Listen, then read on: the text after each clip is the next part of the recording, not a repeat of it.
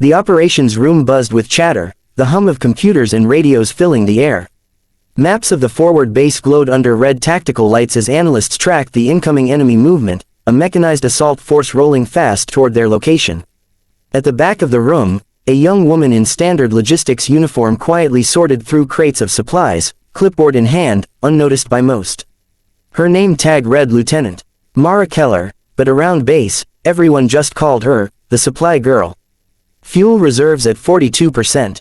Ammo for the 30mm depleted. We need that shipment yesterday, barked Major Harkins, slamming his palm on the table. He barely glanced in Mara's direction. Logistics, to him, were just the pencil pushers of war, necessary but invisible. Mara didn't respond. She just made a note on her clipboard and walked out, head low, boots echoing down the steel corridor. But as soon as she cleared the door, her stride changed. Her shoulders straightened. The calm, detached expression melted into something sharp and focused. Outside, the night air was heavy with the scent of jet fuel and sand. Sirens wailed in the distance as soldiers scrambled to reinforce the perimeter. The enemy column was only 20 minutes out, tanks, armored vehicles, and drones sweeping the valley. Everyone expected the base to fall within the hour. Mara reached the hangar, a rusted structure marked STORAGE-7. She keyed in a code no one else knew, and the heavy door groaned open. Inside, beneath dusty tarps and old supply boxes, sat something the base had forgotten existed, an A-10 Thunderbolt II, the Warthog, battle-scarred, matte gray, and loaded with twin racks of AGM-65 Mavericks. Her fingers brushed across the shark-toothed nose art. "You've been waiting long enough," she murmured. Within minutes, she was suited up, helmet on, oxygen line clipped, flight suit sealed.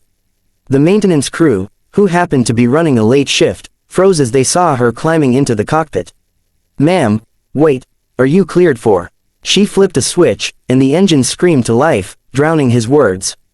The unmistakable whine of the GAU-8 Avenger cannon rumbled as it powered up beneath her. The ground trembled. In the command center, Harkins looked up at the sound of the roaring turbines. "Who authorized a launch? We grounded all air assets last week." A junior tech turned to the radar display. "Sir, there's one A-10 spinning up, storage 7 hangar.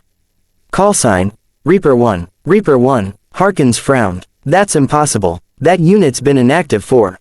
Before he could finish, the A-10 burst out of the hangar, kicking up a cloud of dust as it tore down the runway.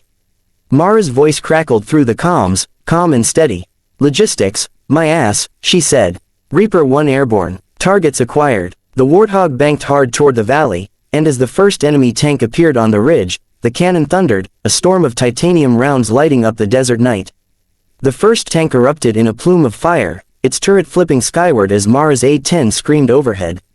She banked low, no more than 150 feet above the valley floor, tracing the convoy's length with a trail of destruction. The GAU-8 Avenger cannon roared again, its 30mm shell shredding armor like paper. Below, the enemy formation scattered, confusion rippling through their ranks as their supposedly undefended target suddenly rained death from the sky.